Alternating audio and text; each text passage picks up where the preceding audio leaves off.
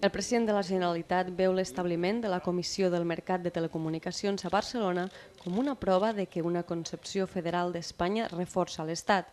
Ho ha dit durant la inauguració de la nova seu de la CMT al Districte Tecnològic de Barcelona el 22 @.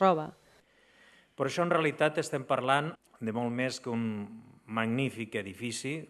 Parlem d'un model d'estat d'estructura federalitzant, un model en el que aquest acte d'avui, en el que actes com el d'avui, diguem, haurien de ser normals i no una excepció, ho dic així, no?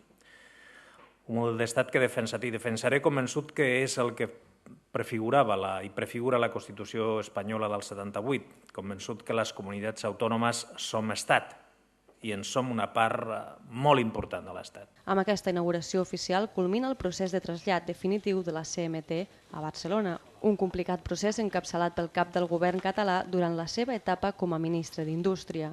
Aquest òrgan regulador, el primer situat fora de Madrid, demostra una cosa que hauria de ser òbvia, que l'administració de l'Estat no es debilita quan decideix ubicar la seu d'un ens regulador fora de la capital.